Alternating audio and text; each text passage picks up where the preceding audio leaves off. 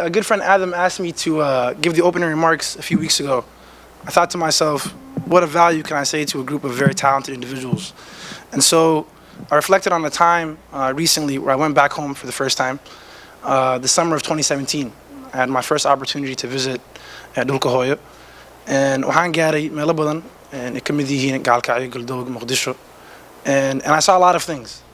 And so by training, as my good friend Ayanla said, I am a clinical psychologist, and I'm also a historian. I did 2 degrees in college. And I thought to myself, it was difficult, so alhamdulillah. But I thought to myself, how can I take what I've been trained in academically, and how can I make that relevant to my real life? And so on my first day in my ancestral hometown of Galdoog, and I met with a young man, no older than me, but he had been living in Somalia for the last 6 years. He was, mashallah, he was exactly what you would think a Qurbajog would be after that time in Somalia. I think when we go back home, people can always spot who we are by the way we walk, the way we talk. But yarkan waxaan ka dareemay wadanka cabaar inuu joogay inkasta uusan wadan ka tirsanan in Qurbajog inuu ahaa. And waxaa ii muuqatay inuu la qabsaday dhaqankii Soomaalida. And so I talked with him for a while and I said, Niho, where are you from? And he told me he was from Sweden originally. He'd been educated in Sweden, he'd grown up in Sweden. And then in the year 2011, he had a life-changing moment after a near-death incident. He got in a really bad car accident. And the car accident left him a little shook. And he was looking for ways to make meaning for himself.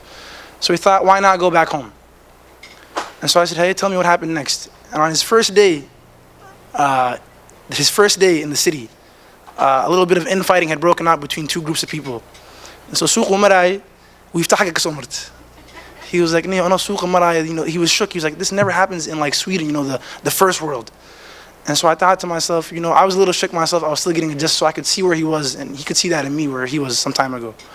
And so he continued to tell me about his time there, and eventually he enrolled in a school as an English teacher, right? And then he taught a little bit of Swedish on the side for students who wanted to go to Sweden. And so markaan waraystay waxaan ka dareemay ninkan inuu yahay nin dareenkiisa ay ku jirto inuu u dadaalo dalka hooyo. And that's not something that I saw. I saw it in my peers, but I saw it in the more abstract form, right? People want to go back home and build a hospital, build a school, build a well. But this was a guy who put his money where his mouth was, right? He got on a plane, booked a ticket, and he had no return ticket, right? So when he got to Gaalkacyo, they said, "Niyo, I came to Sweden. How did I do this? And how do I wadankina digaaraba? Ma noqonaysaa, ma noqonahay." So wuxuu go'aansaday inuu wadanka inuu cabaar joogo, and really it's up to him. He doesn't know when he's going to go back. And so by the time he got there, he was like, I'm going to stay for as long as I can. And I asked him, how long did you think you were going to stay, essentially, like at the beginning? He said no longer than 6 months. And then 6 months passed, then a year passed, then 2 years passed, then 3 years passed. And eventually he's like, man, I might just stay here. And so in every junction, at every choice that he had to make, the thought that's propelling this young man is, how can I give back with the limited, and the limited and kind of small gifts that he had at that time, right? And I took that lesson with me for a long time. And so while I was in Somalia, we were at the tail end of the drought in 2017. You guys remember that drought? How bad it was. And so what he would do is he would walk from the city center 4 miles out to the nearest tributary, a small little dried up well. A very small place. And he would fill jawans with water, and he would load them up on a donkey, and he would bring them back to the city every morning for his students, some of whom hadn't had a fresh meal, clean water in weeks, right? And so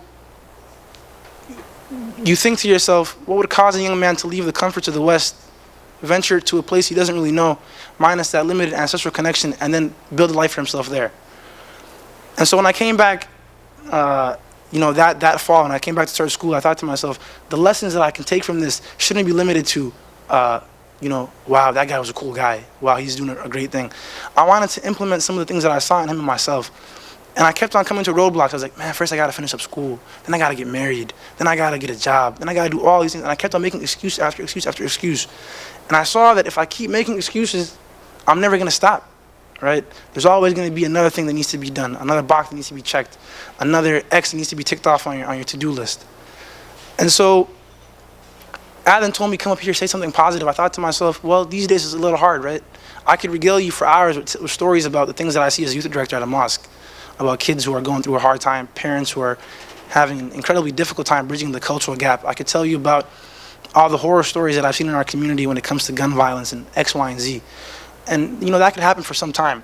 But I thought to myself, how many opportunities do we have to highlight in our communities stories of growth and development and engagement with the grassroots? How often do we get to hear those stories? And more importantly, how often do we celebrate the people who are pushing those stories? Not often. So when I got back, it had been some time before I talked to my friend, and then he called me around September, maybe late September, early October. He was like, "Nio, you told me you're gonna call me, you're gonna follow up, you told me you're gonna, look for funding for me, what's going on with you?" And I was a little bit embarrassed and ashamed because I told him the energy that I had at the moment was like, I'm gonna do everything I can for you to get you grant money, to get you some seed money, to help you get a sustainable program. Instead of being somebody who's always looking for donations, I wanna get you a stream of income that you can always count on every single month. And I saw his missed call the first time, and I was like, I'll shoot him back a call when I can. The third time, I said, what can I do for him? And so I walked to my campus resource office. I said, hey, what can you guys do for me that I can do for this guy? And lo and behold, there was some money for a Developing Africa Fund that the school had just gotten recently for college graduates who want to do projects back home in their home countries. And I connected them to that, and so many roadblocks. Who is this guy? What is he doing? Who's his fiscal agent? You know how they make you jump through the hoops here. And so I was like, man, this is more trouble than I signed up for. I didn't think it was going to be this difficult. And eventually, he sent me a long voicemail on WhatsApp. You guys get those from your relatives back home sometimes? He said, and I told him, like in this country there's a little bit more checks and balances here. And alhamdulillah, eventually I got him connected to a fund. And that's just one story, right? We could talk about stories like that for hours. But the question that I think remains and this room, alhamdulillah, is really diverse. I see a lot of age groups. I see a lot of folks from different sectors, professionals in business and finance, people in the mental health field, people in health, and I see people in economics. I see Dr. Saeeda Jog, academics, Abdul Dere. So the people in this room right now who are in those various sectors, and you are from a place, right? You are from somewhere. None of us are white Americans. And even then, white Americans are from somewhere else, right? How can you take those gifts that you've been gifted, somebody gave those to you, or you fought for them, right? Every opportunity that you have, what can you make of it today to make a change in not only your community's lives here, but where you're from originally? The acclaimed writer Chinua Achebe, the Nigerian novelist, I remember the first time I read his book, Things Fall Apart, in high school, I was like, yo, what is this guy talking about? This makes no sense. It was a book about the struggles of a young African who's dealing with the first colonial interaction. And he's dealing with Christian missionaries and pushback from his family. And the book ends with the line, things fall apart. And in his other books, he explores the ideas about community and how to build community. And I remember I was reading Home in Exile, a series of essays that he wrote. And one quote stuck with me so much that I have it on my keychain, which I left at my table. That was supposed to be the big reveal. He says in that book, and it's burned into my memory because I remember it so well, that my home is not that dusty little, he says, my home is in my heart. It's not the dusty little road in my village. It's not the grand, magnificent mosque in the center of my town. It is every person, living or dead, who's ever walked on that road, right? So home, the idea of where home is, I think it's transnational, it's diachronic, it changes with time and space. Home really should be a place where what? You feel a really ancestral connection, right? I get it, Minnesota's nice, San Diego too, not so much Columbus, Ohio, but it's cool, New York City, all these places that we call home now, Sweden, South Africa, Nairobi, those places, they're home in a way, right? But when I talk about the ancestral homeland, right, the place where we all come from, what does it mean to give back? And then what does it mean to have a new home, right? We can't divorce reality from the context that we live in, right? For people like myself who were born and raised in this country, this is home for me as well, but in a different way, right? How do I convince my brothers that were born in 2006, 7, 8, 9, 10, and the young ones who were born in this decade, that they have an ancestral home they can connect to, when for me, negotiating home was so difficult, right? And it seems like each time we're removed a generation or a year from the original arrival, right? My parents came here in '93.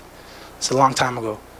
How do we maintain that connection, right? So the question I think that we now have to answer, I'll close with another Achebe quote. He says in Home in Exile again, each generation is tasked with a specific challenge, right?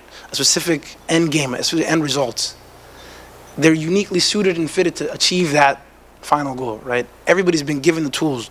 Providence and fate have given you everything you need to answer the questions that lie before you now. All you have to do is make the meaning for yourself. Assalamu alaikum wa rahmatullahi wa barakatuh.